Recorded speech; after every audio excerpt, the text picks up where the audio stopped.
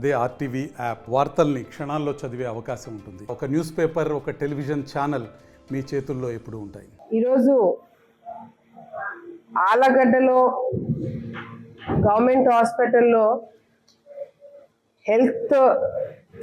ఈ community health center ఆలగడ్డలో hospital committee అనేది ఏర్పాటు చేయడం జరిగింది. ఈ కమిటీ కొత్తగా ఫామ్ అయింది. ఈ ప్రభుత్వం వచ్చిన తర్వాత, తెలుగుదేశం పార్టీ ప్రభుత్వం వచ్చిన తర్వాత ఈ కమిటీ కొత్తగా ఫామ్ అయింది. కొత్త మెంబర్లు కూడా ఎక్కడం జరిగింది. మరి ఈ సందర్భంగా మీటింగ్లో మామూలుగా అయితే హాస్పిటల్ డెవలప్మెంట్ కోసము, లేకపోతే ఇంకా అవసరాల కోసము ఎక్కడెక్కడ ఏమేం ఖర్చులు ఉన్నాయని చెప్పి కూడా ప్రభుత్వం దృష్టికి తీసుకొని వెళ్ళి సంవత్సరానికి ఎంత డబ్బు ఖర్చు పెట్టాలా, ఎంత డబ్బులు ప్రభుత్వం ఇవ్వగలుగుతుంది, దానివల్ల ఏం పనులు చేసుకోవాలని చెప్పి ఈ మీటింగ్ కూడా పెట్టుకోవడం జరుగుతుంది. గతంలో నేను మంత్రిగా ఉన్నప్పుడు, గతంలో తెలుగుదేశం పార్టీ ప్రభుత్వంలో ఉన్నప్పుడు అప్పుడు సంవత్సరానికి మరి 5 లక్షలు బడ్జెట్ని బట్టి 5 లక్షలు అట్లా ఇవ్వడం జరిగింది. పోయిన ప్రభుత్వంలో అంటే 19 నుంచి 24 ఈ 5 సంవత్సరాల్లో కూడా, గత 5 సంవత్సరాల్లో కూడా సంవత్సరానికి 1,50,000 2 లక్షల రూపాయలు ఇవ్వడమే. అది కూడా పోయిన 2 సంవత్సరాలు కూడా ₹1 కూడా ఈ హాస్పిటల్ డెవలప్మెంట్ కి ₹1 కూడా ఇవ్వలేని పరిస్థితులలో గత ప్రభుత్వంలో నాయకులు ఉన్నారు. కానీ ఎప్పుడు ప్రెస్ మీట్లు పెట్టినా, ఎప్పుడు ప్రెస్ వాళ్ళు కనిపించినా ఆలగడ్డకి మీరు ఏం చేశారని ఎవరైనా అడగడం ఆలస్యమో, ఆలగడ్డకి నేను 50 పడకల హాస్పిటల్ తీసుకొచ్చిన, ఆలగడ్డ హాస్పిటల్ గవర్నమెంట్ హాస్పిటల్ బ్రహ్మాండంగా నేను డెవలప్మెంట్ చేశానని చెప్పి వైసీపీ నాయకులు చెప్పుకోవడమే తప్ప ఒక్క పని కూడా చేత కాలేకుండా ఈరోజు కేవలము మాటలకి మాత్రమే పరిమితమైనారు. కానీ ఈరోజు ఈ ప్రభుత్వం వచ్చిన తర్వాత నేను మొన్న ఊరికే దాన్ని వింటూ కూర్చున్నారే తప్ప ఈరోజు చెప్పలేని పరిస్థితిలో ఉన్నారు.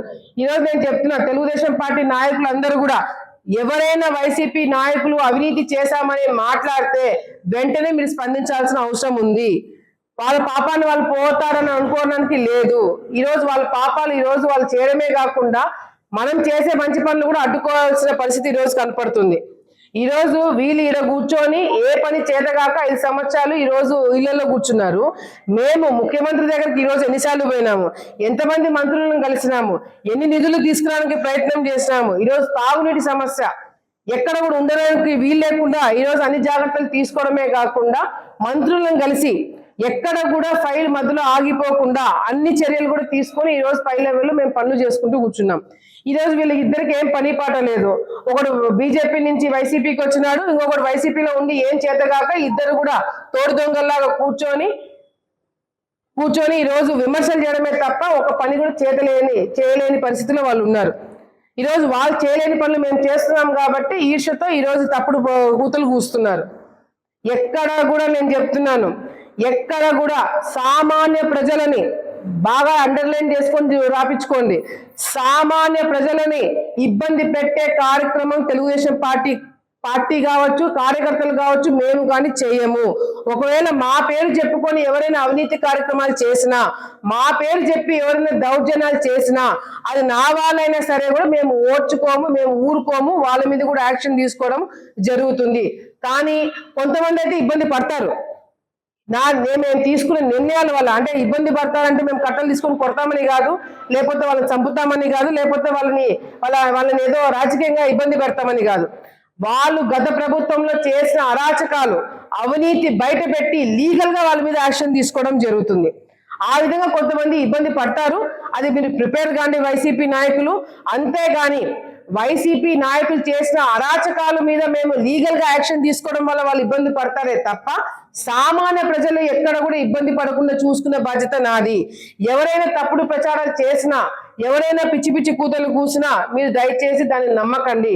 ఎందుకంటే నేను ప్రతిపక్షంలో ఉన్నప్పుడు ఏ విధంగా ఉన్నానో అధికారం పార్టీలోకి మేము వచ్చి గెలిచిన తర్వాత ఇంకా జాగ్రత్తగా ఉండాల్సిన బాధ్యత నా మీద ఉంది. డెఫినెట్ గా మా వాళ్ళు ఎక్కడైనా చిన్న చిన్న పొరపాట్లు చేసినా కూడా దాన్ని కంట్రోల్ చేసే బాధ్యత నాది. కానీ ఎవరు ఏ తప్పు చేయకుండా అనవసరమైన, గతంలో కూడా మేము అధికారం పార్టీలో లేకపోయినా కూడా తప్పుడు ప్రచారాలు చేసి మా మీద బురద జల్లినారు. ఇంకా అధికారం పార్టీలో ఉంటే ఇంకెంత స్థాయిలో బురద జల్లుతారో మీరు అందరూ కూడా చూడాలా. సో దయచేసి ఎవరైనా ఏదైనా చెప్పినా కూడా నమ్మకండి. మీకేదన్నా సామాన్య ప్రజలకి, వ్యాపారస్తులకి, డాక్టర్లకి, లాయర్లకి ఎవరికైనా ఏదైనా ఇబ్బంది కలిగితే మాకు వెంటనే మా పేరు వాడుకుంటున్నారంటే మాకు చెప్పండి. వాళ్ళని కంట్రోల్ చేయించే బాధ్యత మాది. అంతేకాకుండా అది అసలు జరుగుతుందా లేదా అనేది కూడా నేను ఎంక్వైరీ పెట్టించబోతున్నాను. ఎవరైతే పిచ్చి పిచ్చి కూతలు కూసి ఈ రోజు మేము అరాచకాలు చేస్తున్నాము, అవినీతి చేస్తున్నామని చెప్పి తప్పుడు కూతలు కూసారో ఆర్డీఓ స్థాయిలో ఎంక్వైరీ పెట్టించబోతున్నాను. ఎంక్వైరీలో ఎవరు ఎటువంటి తప్పు చేయలేదు, ఇక్కడ ఏమి జరగలేదు అని చెప్పి ఎంక్వైరీలో తేలితే మాత్రము తప్పుడు కూతలు కూసిన వాళ్ళ మీద మేము కేసులు పెట్టడం కూడా జరుగుతుందని చెప్పి కూడా సందర్భంగా తెలియజేసుకుంటాం. కానీ వాస్తవాలు ఉంటే, మీ దగ్గర వాస్తవాలు ఉండి ఆధారాలు ఉంటే మాత్రం దానికి తగినట్టుగానే ఎవరైతే తప్పు చేస్తారో వాళ్ళ మీద యాక్షన్ తీసుకునే హక్కు కూడా కమిటీకి ఇవ్వడం జరుగుతుందని చెప్పి కూడా సందర్భంగా ప్రజలందరూ కూడా తెలియజేసుకుంటున్నాం. సో దయచేసి మీడియా మిత్రుల ద్వారా నేను చెప్పేది ఏంటంటే, ఎవరైనా అబండాలు వేసినా, ఎవరైనా ఏదైనా చెప్పినా కూడా దయచేసి దాన్ని ఆధారాలు అడగండి. ఈరోజు ప్రెస్ మీట్లు పెట్టి గొప్ప గొప్ప మాటలు చెప్పినారు. 5 సంవత్సరాలు అధికారంలో ఉన్నారు. నేను గతంలో మంత్రిగా ఉన్నా. 5 సంవత్సరాలు వైసీపీ నాయకులు అధికారంలో ఉండి నేను ఒక్క అవినీతి చేశానని నిరూపించలేకపోయినారు. మంత్రిగా ఉండి నేను అవినీతి చేయలేదు, కానీ ఈ రోజు ఆ ఎమ్మెల్యేగా ఈ 2 నెలలు కాలేదు అప్పుడే అవినీతి చేశానని చెప్పి తప్పుడు మాటలు మాట్లాడుతున్నారు. సో ప్రజలందరూ కూడా దయచేసి ఇవన్నీ కూడా నమ్మకుండా, మా మీద నమ్మకంతో మీరు మాకు టైం ఇవ్వండి. అన్ని కూడా సెట్ చేసి ప్రజలకు మంచి చేసే కార్యక్రమం మేమందరం కూడా ముందుకెళ్తున్నాము. హాస్పిటల్ డెవలప్మెంట్ విషయంలో ఎటువంటి కాంప్రమైజ్ మేము కాము. ఇది 50 బెడెడ్ కాదు, 100 పడకల హాస్పిటల్ 5 సంవత్సరాలు చేసి చూపించే బాధ్యత నాదని చెప్పి కూడా ఆలగడ్డ ప్రజలకి, ఇక్కడ ఉన్న స్టాఫ్ అందరూ కూడా నేను మాటిస్తున్నాను. మరిన్ని వీడియోస్ కోసం ఛానల్ ని సబ్స్క్రైబ్ చేయండి. లేటెస్ట్ అప్డేట్స్ కోసం వాట్సాప్ ఛానల్ ని ఫాలో చేయండి. అండ్ లింక్ డిస్క్రిప్షన్ లో ఉంది.